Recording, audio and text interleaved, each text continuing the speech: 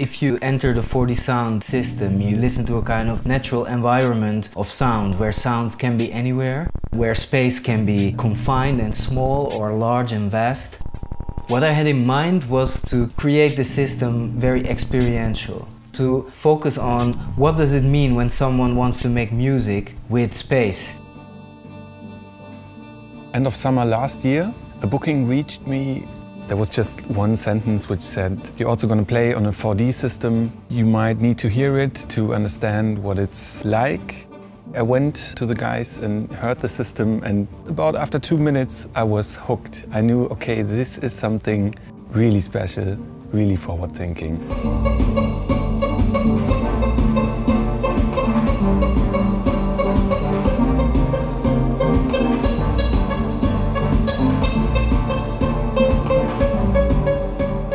In your daily life, when you're walking on the streets, you have sound underneath you or above you.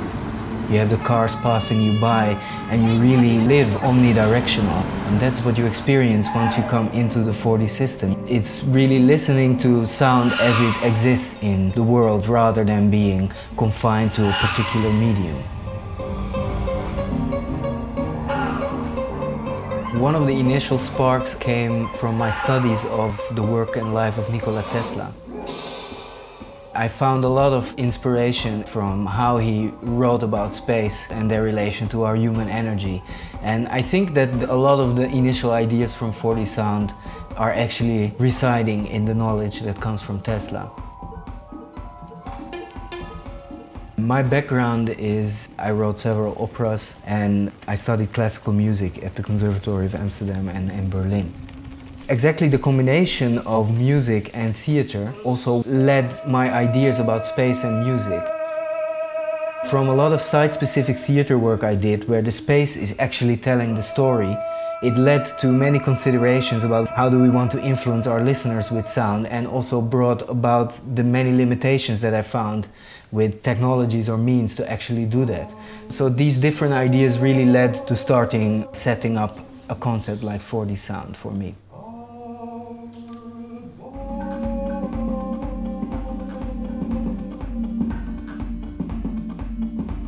The first practice session was very difficult. The parameters I used to work with, something very simple like volume, panning, stereo files don't work. But like after 4 or 5 hours, I kind of found a way. This first event, I kind of was disappointed because I knew that the system is capable of much more, way more. It can completely change your way of listening to music.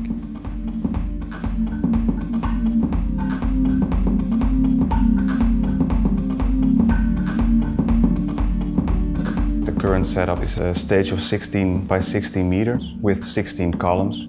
We have 48 satellite speakers, so there are 3 speakers in every column. And then there are also 9 sub-speakers underneath the floor. The development goes back to 2008, when I sketched out the first version of how the speaker should be installed in the space. We did the first test setup and we wrote the first software. In 2010 we teamed up with a new development, which was the vertical phantom imaging, which is possible with omnidirectional speakers positioned towards each other. And this allowed to project images that are not confined anymore to the actual size of the speakers. So the speakers kind of disappear from the equation, and there was really like a space that you listen to instead of listening to a speaker. The software consists of 2 parts, basically. The first part is the GUI, which is set up in Ableton Live, Max for Live. We also designed a couple of interfaces for iPad using Lemur. The other part is the 4D engine, in which all data and audio gets processed. It's a Max patch on a Mac Pro, and for the artist it's not necessary to deal with it. Data and audio goes in and it translates it automatically to the 57-channel audio that gets distributed to the system. The big advantage of the last session I had on the system was that I was able to develop an idea of how it could work. What I figured out is that very simple sounds work very good, just because the system with its dimensions already adds so much interesting stuff to even like the most simple sine waveform that I knew, okay, I just need very basic stuff. So what I have is an MFB Tanzbär, a Nordli 2, an OP1, a microbrute and 2 outputs from my Ableton Live computer, which I usually use for my live sets. In a whole it's 8 signals and I move them around in space. I build up a grooving environment which is going to blow people away, I think. I hope.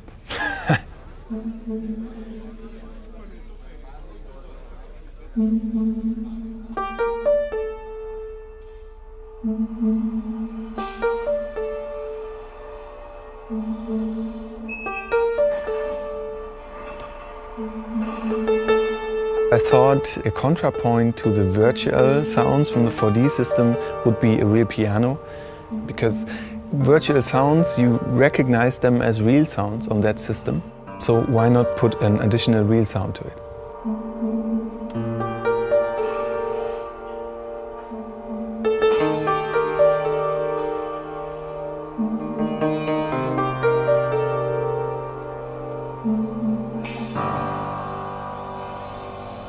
I'm going to start with a sound which I recorded on the tram to here. You hear the driver saying, "Where are you going? Where are you going?"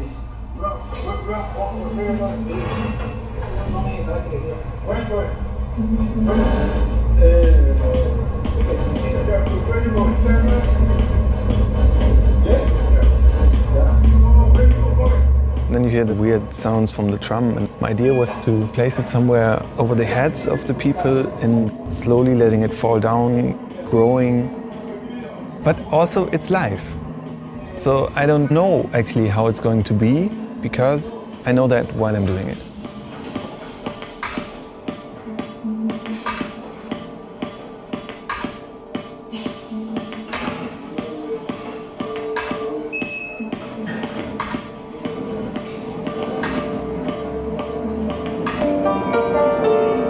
Every voice has an X and Z field, and this is the Y-axis, which goes up or down. And there's also this button where I can snap back things. This is my bass drum. Something very interesting, like as a live arrangement tool, as soon as I put it up the room, the low frequencies disappear, and once I press this button, boom, the bass drum is back there again.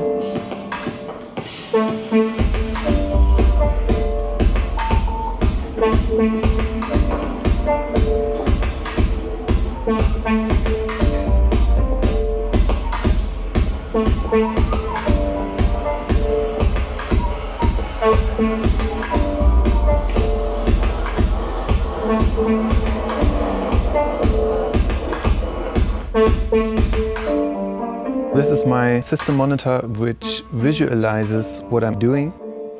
You see those red plates, virtual reverb plates, which give reflections. Right now they are at the edges of the physical room, but I can move them away.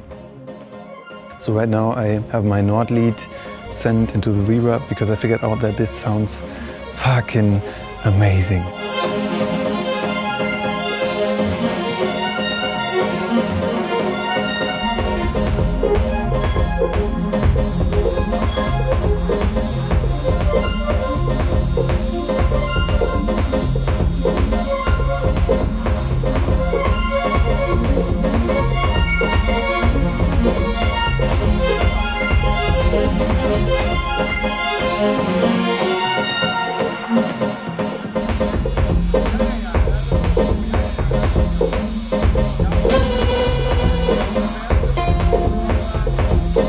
I definitely want to play more on that system. It's an instrument which wants to be played, and like every instrument needs some practice. And I think the more practice and the more experience I have on the system, the more intense the experience can get. It's so much of a step forward. I want to have one at home. It's too expensive.